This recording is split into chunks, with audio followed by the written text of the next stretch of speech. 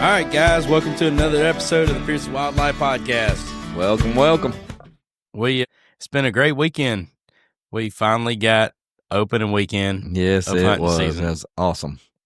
Man, what a time. What a time. Before we get too far into this thing, I do want to just bring up a real touchy subject, and we won't spend a lot of time on it because I know it could shed tears to a lot of people, which it has me and you a lot today. Yeah. Charlie Kirk. Charlie Kirk. And we're Prayers. praying for his family.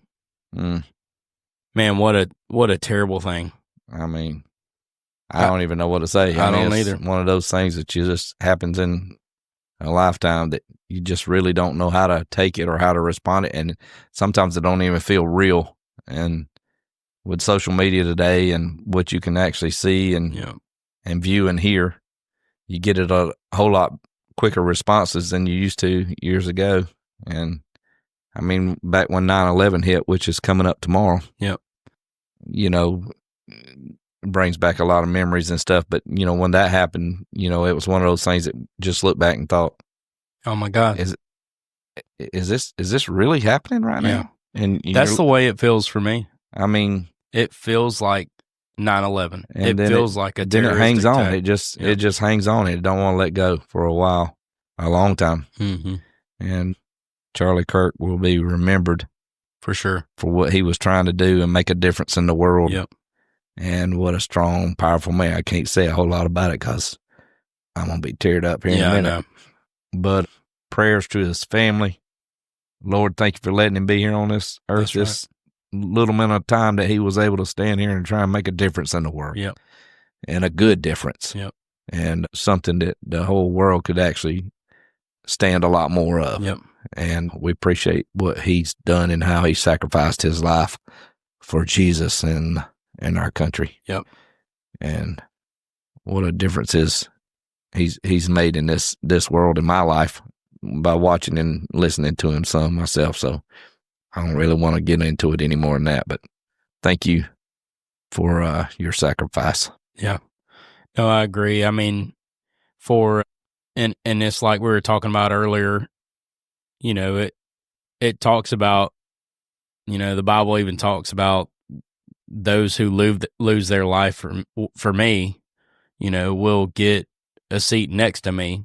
Yep. And I believe that wholeheartedly is Charlie Absolutely. Kirk is sitting beside Jesus right now. Yep. And it's just a terrible thing, the evil in this world. Who could what could possess someone to do something of that nature? It just breaks my heart for his kids, for me being a young father, as well as, I know there's a bunch of dads out there, but like being a dad of a young kid, it kind of tears me up because his kids are barely going to know him. Right. We pray and in Jesus' name that his kids never see that video like we were talking about earlier. Right. Like, I mean, he was immediately terminated. Right. And and it bothers me the fact that, earlier they thought they had the shooter, but they don't. No, that's another thing. Apparently that person valued his life. He's out here hiding. Yeah. So he can do the unbelievable, evil thing. Yeah. And take somebody else's life from their family. And it was so vindictive to Charlie because the guy had plenty of opportunity if he wanted to shoot others. Oh, yeah. But he didn't. He wanted to kill Charlie. Yep. And it just, it breaks my heart and it almost makes me mad. It does me. But for the people listening to this, I know this is super controversial, but actually I don't even know that I want to get into it this much, but God loves us so much to where even if the guy was to repent, he's going to forgive that person. And for anyone I know it hurts me too, but that's how much Christ loves us. And for anyone listening to this, I just want to encourage you, if you have any doubt that you're not good enough, that's right. All you have to do is ask for forgiveness. That's right. And believe that Jesus is Lord, admit it, and the fact is it bothers me as a person. Like, it makes me want to be vindictive. Right. And it bothers me that much. But we have a God who's greater than this world. That's right. And he always turns things to the good for him. Yeah. And that's what we asked for. That's what Gabe preached on this past weekend. Lord, whatever happens in my life, use it for the glory of your good. Of your good. And we all know that will happen. Right. An unfortunate event has to shake us up. Yeah. To get us to that point sometimes. To get more dependent on him. Yeah, I agree, 100%. So we're just going to take a moment of silence for him. Anybody listening to this, just say a word for his family. So, getting back to hunting season, I know it's a really weird. Me and you are just struggling with wanting to be fun and talk lightly, but we're going to move on, because I hope that people can listen to this and take some light and get their mind off the negativity. But hunting season was good this past weekend. It was very good this weekend. We had a very successful weekend. Yep. A lot of birds. Shot a lot of birds. The weather was unbelievable. Normally Saturday it's really was super hot, and it was just spectacular. Last year was super cool. It was kind of sunny, but it was super cool. Right. And this year was kind of cool as well. Right. But it was a little rainy. We got a little rain. Yep. You know what? I've really never hunted birds in the rain, and I was kind of wondering if they were still going to fly. Yeah. But, we see them hesitate a little bit by, watching them through the season. But during the hunting, honestly, they were still flying. Yeah. And it was nice, actually. Yeah. We was more worried about our guns getting wet. Trying to keep them covered up on the action. Right. So. We were sitting up under that little umbrella deal, and every time it started to rain, we'd pile the guns in up under the umbrella. And I told Eden, I said, all right, here we go. We got a break. We're going to cool off for a minute and then get ready. Because once that rain gets gone, they're going to be flocking back in. And they sure did. And I think they were more active actually after the rain. Actually. Yeah, I do too. And it was just because like they flew even like later in the afternoon, like 6, 7 o'clock almost. But it was a great hunt. Everybody's shot or should had shot their limit for sure. Right. But everybody was missing on Saturday. I don't think we had a I got frustrated, something serious. My shotgun started jamming. Yeah. And, that gun's been a good gun for, 15 years. Yeah. That Benelli. But I've never had it do that ever. Yeah. And you take the first shot and you couldn't get the second. I'm better on my second shot now. I'm on my first shot. Normally, my first shot's a line-up shot. If I get one on the first time, fantastic. I'm dead on him. Yeah. But, my second shot, normally my first shot's line up and then second, he's done. Yeah. But, or it might be 2 or 3 after that. It depends on, the angle. But I just couldn't. I got frustrated because I'm like, I'm on him. And you know that next shot was going to be the one, and then it wasn't nothing there to shoot. So that was frustrating. But Zach was super nice about, he had an extra shotgun there and let me borrow his 20 gauge. And that was something that we was going to have him on for tonight. We was going to talk about him.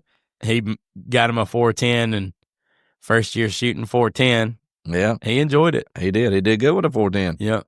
You know what? When he come over and sat beside me, he actually stopped shooting and started going, there's one pop. Yeah. There's one. I think he had a good time just sitting there with me, trying to get me from being so frustrated because the shotgun jamming up. And he was having a good time sitting there and Forrest hanging out. Goodness gracious, that boy. He was there the whole time. He was right in the middle. He'd come over there and sit with me a little bit, and then he'd video a little bit. Yeah. We're out here shooting birds today. This is Pop. There's a bird right there. And then, those little videos are funny. And I said, I know where there's a bunch of birds. He said, where's that? I said, look in the back of my chair. He got the bag out and took a video of that too. Said, look at all these birds. Yeah. It wasn't on all these birds. It was only about 8. Yeah. But it was good. I shot my 410 for the majority of the time, but being that I had Darla out there the first time, I had the fan, I had the water cup, I had Eden, I had the umbrella, I had all our guns. The kids were with us. we were flaring birds like nobody else. So I ended Man. up having to pick up 20 gays there towards the end of the hunt to get the limit. But it was definitely a different style hunt than it was. with Well, the dog. You taking care of a whole family down there, and you got a dog running around. Right. But go on, tell us about Darla now. I'm gonna tell you what you've been working with her. Yeah, the thing is, and I was telling somebody earlier, she's a pointer. Mm-hmm. She is not a retriever. And unfortunately, those dogs that are bred for pointing, just like all the other dogs, some they're dogs better for the pointing. They're better for pointing, not retrieving. But all the time that I've spent with her retrieving and working with her, she did retrieve all of the birds. Yep. She maybe found some that we couldn't find. Yep. And that was what I was about to go to, because like when each bird that she retrieved, okay, it wasn't like she watched the bird fall and she run to it. I had to take her to where the bird fell-ish, and I would point, back, or I'd wave my arm out left or right. And from there, she would smell the bird out by running her pointer lines, pick the bird up, bring it to me. So it wasn't like I was having to go out real far. I was just taking her to where we were, giving her the idea of where the bird was, and then she was picking it up, bringing it back. She did a fantastic job. And for those of you that don't know, it's a Brittany spaniel, and Curry's been working with this dog since it was a pup. Yep. And he's since last dove season, actually. Yep. And right after dove season, you started working with her, and she started doing pretty good then. But to keep that kind of action on a dog during the time that hunting season is not going on is really tough. So you've really done a good job. Well, I appreciate that. But it was cool because no birds that I shot, injured or dead, mm-hmm. she got it. No like the birds that was like, right, the bird that was like running off because I clipped his wing. She even jumped on it That's and right. like brought it to me while it was still alive. That was awesome. And so no question in my mind, I would not had walked home with my limit if it wasn't for her. Right. No question. Right. That's awesome. And then when we were done and we took her over to, I think, Zach's and Zach had shot Chris's. one. He couldn't find it. He kept walking around forever trying to find that bird. I said, just leave it there. But Curry, come over here with Darla in a little bit, and we'll look for it. And it wasn't even close to where he no, thought I think it was. that bird had crawled. Yep. Apparently, it was wounded enough. I think it just winged it or whatever. I'm not real sure what happened, but it definitely need to be picked up anyway. Right.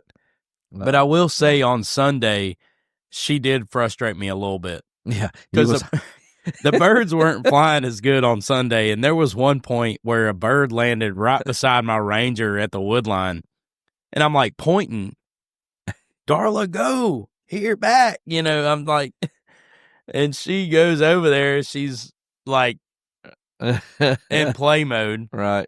Yeah. Normally you're hollering across the field, Dwight, TJ, Zach, you're hollering names across the field to let people know the birds are there. And I heard Darla more. Darla. And it was more like screaming at her. Darla, here. So I look back while she's like playing while this bird's by the Ranger. Now this, like she, anyways, I look over back where I was sitting by myself this day. Dude, there was 4 groups of 5 or 6 that was like circling in front of my chair. And I'm like, you're trying to literally get on a dog. I was pretty so funny. mad. That's pretty funny. But it was so fun. I mean, I've hunted birds with dogs. Yeah. But I've never hunted birds with a dog that was doing what they should be doing. Supposed to do. Like Ford, she was running through that field all the time. I'm like, yeah, man, she was doing good. You did real good. She did good. Mm-hmm. Like Ford did really good. He was a good retriever before he passed, and but he was kind of skittish about getting in the water. All right. But like there was something rewarding out of that. Being able to work with a dog a little bit, but like being able to see her and be in almost her element the whole time, like. I almost enjoyed shooting birds more because of her being able to use her instinct. All right. And that was a lot of fun. Well, she is a bird dog. Yeah, she is a bird dog. Mm-hmm. Which she did lock up and point twice. That's a beautiful it was sight. It was fun, but point. she locked up and pointed 2 birds that were dead. And I'm like, I'm not yelling at her. I'm like, you're supposed to point at them before they take off. Yeah. So tell me where they're at so I know where to shoot. Yeah. I told her good girl, and she brought it on back. But yeah, we did have a pretty unique scenario happen this weekend. First time ever getting checked by DNR. Yeah, that was a nice little surprise. Yeah, it was on our personal property, so it's a lot. Yeah, it was a lot better. More lenient. Yeah, but I knew we were gonna get checked. I felt it too. It's kind of weird. I didn't want to say nothing because just one of those things you don't want to speak into existence. But I knew it. I just felt it, man. I felt it. And then when I'm sitting there at the back of the field and he turned into your driveway, I looked over and said, "There he is." Yep. I knew it, dude. He said he was riding by her shots. Yeah. I'm not quite sure. I knew. He had, they have helicopters and thermal imagers and this and that. They had already scoped out our field. Oh, yeah, 100%. But what's wild is he comes up, he walks straight to me because we're on the top closest end of the field, and we're talking for a few minutes, and I know him. He don't know that I know him, and he don't know who I am. We do a lot of work for these guys. But actually, he comes into Hills almost once a month. Yeah. And tire rotation, oil change. Yep. And it's so funny because he didn't recognize me, but I knew who he was. Right. And so he goes and makes his laps. He walks from me to walks to you. And he was going to walk around the outside of the field, but then he was like, you know what, he actually said, no, I'm going to walk straight through the field. So he walks to you, walks to Zach, walks to Chris and Will. And I told Eden, I said, he's walking through the field to try and find looking for bait. He's going to try and get us for baiting. And we ain't. We have earlier in the season, but we have not been baiting. Yeah. And you're supposed to have it done 2 weeks to a month before. You're 13th. Not supposed to bait 2 weeks before opening day. And it has to be clear in the field. But that's the big thing. It's supposed to be, you're supposed to not have anything in the field. Right. So he comes over to me and Eden after, he checks everybody. He's like, so I just got some questions. Have you been baiting? I was like, well, yeah, we've helped the field for sure. And he was like, well, what have you been using? I said, well, we've been using cracked corn. He said, but you have not been using anything else. I said, or he asked me, so have you been using anything else? He's trying to get me to tell on myself. To some kind of and whatever. I'm like, no, we use cracked corn. And he was like, well, just look at this seed and look at this seed. And you see how different they are? And I said, well, and I wanted to be like, well, aren't you Georgia DNR? You went to school for this shit? You can see that this fresh black oil sunflower is fresh out of the head. Yeah. This black oil sunflower has been laying in the dirt. Right. There's a big difference here. You're talking about, a dead seed that's been laying. The difference is we don't bush hog ours and throw them on the field. We leave our heads hanging. Right. So that way the seeds stay up off the ground for as long as they can. Exactly. I think it works better. Oh, 100%. And it was just, to me, it was so funny because he was trying to pin us and he wanted me to tell him that we're baiting. And I'm like, no, we actually just cut these 3 days ago. That's why some look fresh and we went through with a bush hog, knocked the tops off of them, so it sling seeds everywhere. So then he goes to explain it to me. Well, you got to understand, I see a lot of fields, and I know people bait, and I know people do this and do that. And I'm like, I get other people do that, but you see that we have our sportsman combo. We're hunting our own field. We're all legit property. Everybody here is family. My wife's not shooting. My son is, which obviously everywhere. Eden was shooting a little bit as well, but she has her own license. Did she get a bird? But she shot a bird or two, but I'm saying regardless of that, we would have had to have shot more than 30 birds for her to be a situation. Well, Flint's there. He's shooting too. And he has his license and Eden has hers. She just couldn't figure out how to get it pulled up. But yeah, I don't know. It just felt a little weird because, it was like he was trying to pin us. You know what I'm saying? That's kind of their job. I know. So they're looking for whatever they can, and we're trying to do it as legit as we possibly can. We do like to follow the laws where people think so. But I do understand they get out there and they probably got a bunch of knotheads that don't do the right things. And we know some people like that. Yeah. So when he goes to walking back up to the house, I pull up my house cameras to watch him, and he's walking up there. And then I was like, oh, crap. We have all of our chicken feed, all of the and we have a bunch of different feed that we use for the chickens. And I was like, right there at the barn. Right there at the garage. Yeah. And I was like, man, I hope he don't try and walk in the garage and say that we've been baiting birds with like stuff that I use to feed the chickens and everything else. Because we use the oyster things that go through your mind, right? We use some cracked corn for the chickens. But that wasn't in the dove field. No, it wasn't. But it did make you worry. But then he goes up there, and I see him in my 4Runner. In your 4Runner? He is in my 4Runner. My front door to my 4Runner is wide open. That's trespassing. No, they can do whatever they want to. Really? Yep, they have the jurisdiction to do whatever they want to. So I looked over at Eden, and I said, Eden, he's in my 4Runner. Well, then me and Zach get to talking later. They wrote Zach a warning ticket. Oh, that was why. Yep, and he put Zach's ticket in my 4Runner. Oh, wow. Sorry. If you hear this, Mr. Game Warden, you did your job. You did your job. We do appreciate you, though. Yeah, really. They probably. I kind of would love to have your job. That would be a fun job to have. I think. You remember I was originally going to school to that. Mm-hmm. I'm glad I didn't, but because there's very few people that get that job. Yeah, that go to school for it. They actually can work in other areas, but to be a DNR is a really tough one. Right. And I also have heard that like once you're a DNR, it's kind of like you've talked about like, the golf store or whatever. They literally get tired of hunting.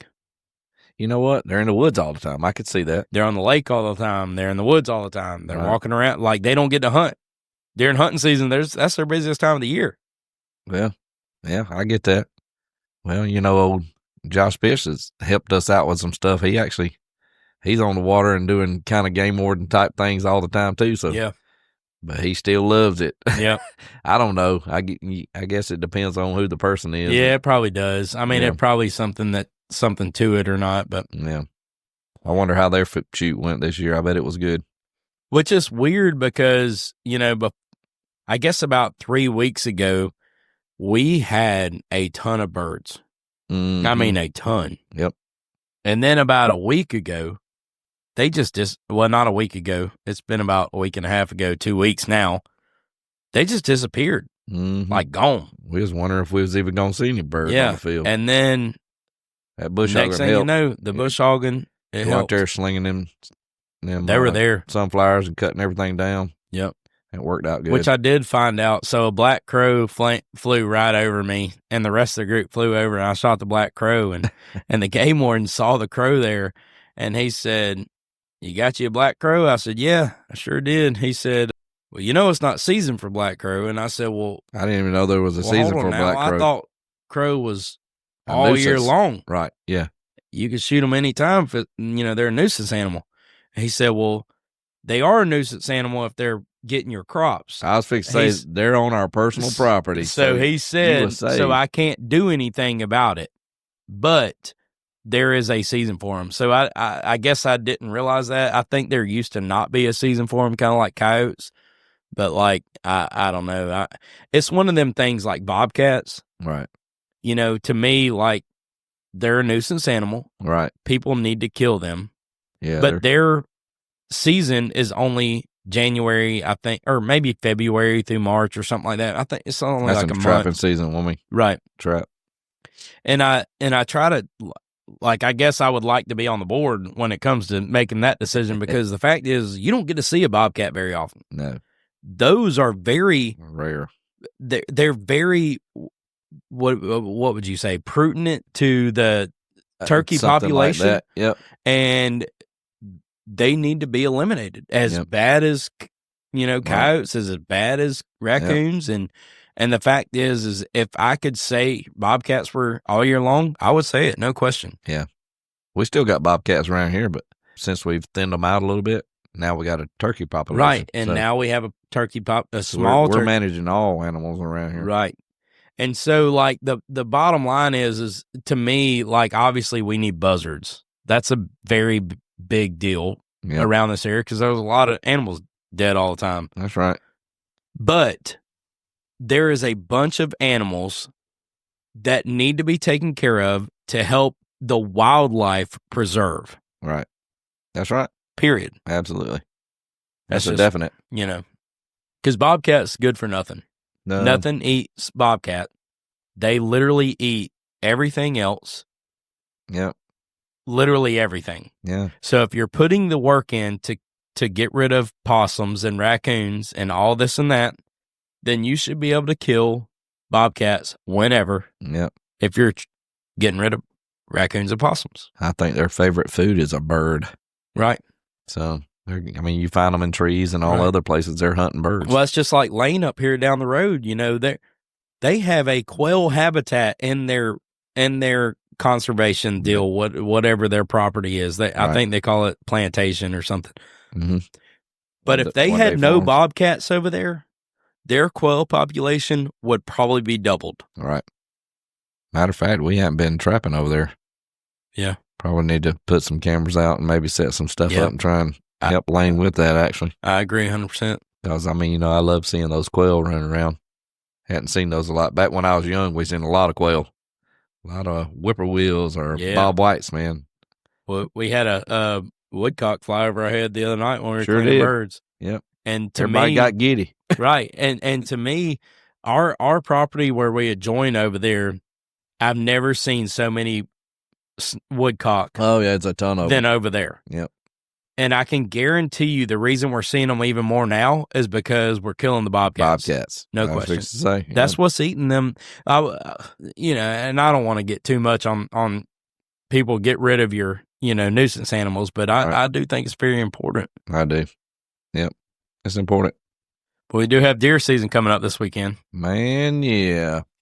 Tasting that spaghetti. I know. we literally have, I killed, I think 6 deer I put in the freezer this year between me and my boys, and we have a total of maybe 15 packs of deer left. Right. And we don't have no cube. I know. The cube's gone. Big gone. I'm like in about 2 or 3 weeks now. We're going to have us some fried cube steak and some gravy. Well, I think we have 3 packs of ground left, and I think Eden's planning on using that Saturday for the Georgia game. Go Dogs. Go Dogs. And that's going to be it. Yeah. Yeah, we got 7 days. We can wait 7 days for some more deer. But it's going to be fresh. Ain't nothing like it when it's fresh right off the first batch. And so I'm in a weird situation for sure, because we have an 8-pointer at the racetrack that I feel like I have made up my mind I'm going to let it walk. Yeah, me too. Is that the same one I'm seeing? Yeah. And Zach agrees. Okay. But I don't know about the rest of the people in the club. Well, here's my problem. I'm kind of reverting back right now, and I'm sounding a little wishy-washy. Because I'm like, well, it's not a bad-looking deer. No. Really, it's not. And I'm like, yes, it's kind of young. It's like a 3.5, maybe 4-year-old deer. And I'm sitting here thinking, wouldn't be a bad bow buck opening day. That deer walks out, I'm going to have a hard time shooting it. Well, that's a good buck. not shooting it. But it needs to go another year. I know.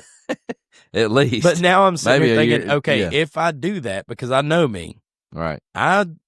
If it makes you shake, don't wait. Don't hesitate. And so I'm going to try my best to let that deer walk if that deer walks out in front of me. Now, I think I can do it. I've been in worse situations. Well, you know what? Yeah, well, it's a lot of it's different when you're sitting there and you're visibly sitting there. We're talking about on a camera. Right. So when you get in front of when that deer's in front of you, it makes you go. You still might shake. I still might shake. But you're going to look at it and go, one more year. Because then you'll think about it, and you'll think about it, and think about it, and then he's finally walking off, and you're like, man, I'm so glad you walked off. And then you're sitting there thinking, God, I should have shot that deer. Yeah. And you don't see him again. Yeah. And so, I have that 8-pointer over behind the house, and it's like, there's 2 8-pointers over there behind the house. Yeah. Both of them need to be shot. Yeah. Not every 8-pointer over there, but 2 of them. I know which ones you're talking about. And I'm like, I would like to kill the bigger one, obviously. I would like to kill the wide one. Right. But I'm just sitting here thinking, I know what's going to happen. I'm going to be in front of that 8-pointer. I'm going to be like, yep. What do I do? Yep. I'm going to be all giddy. Yep. That's right. So for anybody listening to this, don't forget, if it makes you shake, don't wait. Don't wait. Don't hesitate. Shoot that thing.